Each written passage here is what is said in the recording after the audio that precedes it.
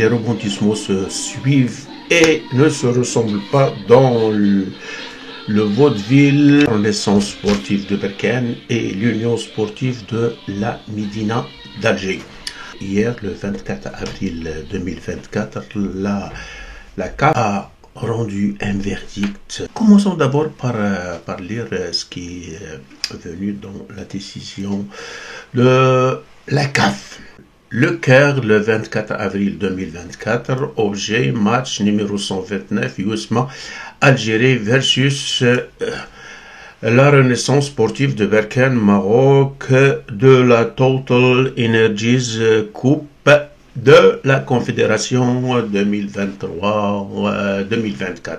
Lors de sa réunion le 24 avril, la commission d'organisation des compétitions interclub et de la gestion du système de licence des clubs a décidé ce qui suit. Premièrement, sanctionner le club USMA, l'Union sportive de la Médina d'Alger, par un forfait de 3-0. Pourquoi 3-0? Pourquoi 3 et pas 1, pas 2? C'est pas moi qui vais répondre à cette question-là.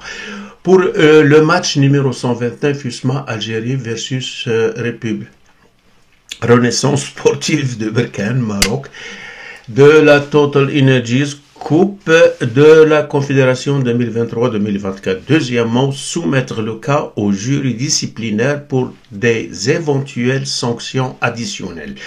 Troisièmement, le match retour Renaissance sportive Berkane Maroc versus USMA Algérie de la Total Energies Coupe de la Confédération 2023-2024 au stade municipal de Berkane à 20h, heure locale, le 28 avril de mai, est maintenu. Qu'en est-il de la réaction de l'Algérie face à cette décision de la CAF? Je vais vous lire quelque chose qui a été écrit par l'opinion en ce sens-là. Alors, l'opinion de dire, sans entrer dans les détails et sans rappeler le lexique, le ton et la manière trop agressif, trop violent, trop propagandiste et tout sauf courtois et sensé, dont tel est commenté, allant jusqu'à accuser la CAF de partialité et de parti prise. On vous évite le lexique employé, probablement c'est des grossièretés. Ce qui est à retenir, c'est ce qui suit. Premièrement, saisir d'urgence le tribunal d'arbitrage du sport. Ça a été déjà fait. Deuxièmement, effectuer le déplacement à bord d'un vol spécial avion égyptien à Berkane via l'aéroport d'Oujda. Qu'il y ait une décision avant le match ou pas, c'est-à-dire la décision du tribunal d'arbitrage de sport. Troisièmement, se conformer au protocole d'avant-match, réunion technique, conférence de presse, entraînement sur le terrain, du match à samedi, du match samedi à 20h, etc. Quatrièmement, se présenter à toutes les étapes administratives dans les vestiaires avant coup d'envoi. Cinquièmement, déposer des réserves au sujet des maillots de la RSB, Renaissance sportive de Berkane, en cas de flocage de la carte du Maroc. C'est quoi ces affaires-là? En tout cas. Sixièmement, ne pas se présenter sur le terrain à l'horaire fixé par la programmation. Septièmement, quitter le stade et se diriger vers l'aéroport d'Oujda. Huitièmement, reprendre le vol spécial affrété à destination de l'aéroport d'Alger. Donc, la préméditation est là. On va aller là-bas pour pouvoir saboter, pour pouvoir dire aux gens, ben, nous sommes venus ici vous narguer en ce qui concerne votre hospitalité, n'en parlons pas, et surtout votre souveraineté.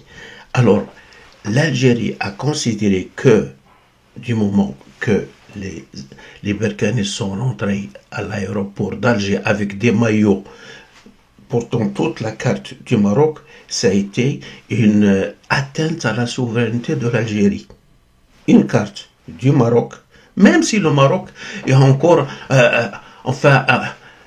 il est en train de se bagarrer avec une autre partie concernant la partie sud de cette carte-là. De quoi se mêle l'Algérie? En quoi ça touche sa souveraineté?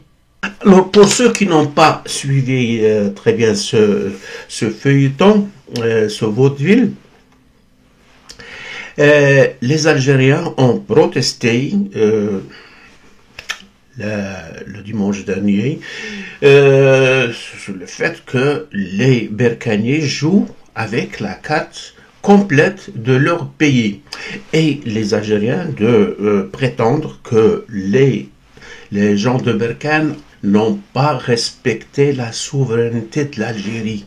La souveraineté, tenez-vous bien de ce mot-là, souveraineté, ça veut dire quoi? Ça veut dire qu'une partie de la carte qui se trouve sur le maillot de Berkane, ça veut dire qu'une partie de cette carte-là appartient au territoire algérien. C'est ça ce que ça veut dire la souveraineté.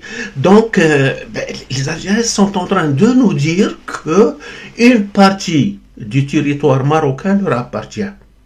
Autrement dit, ils sont partie prenante et la seule partie prenante dans l'affaire du Sahara, du moment qu'ils parlent de souveraineté. Et maintenant, ils viennent au Maroc pour narguer les Marocains et leur dire, écoutez là, on vient ici réclamer votre partie du Sahara, elle nous appartient parce que nous avons déjà le Sahara oriental. Juste pour rappel, les colonisateurs, après la conférence d'Al Jazeera, ils ont partagé le Maroc en deux parties. Une partie qui a été cédée au protectorat et à la colonisation espagnole et une autre à la France.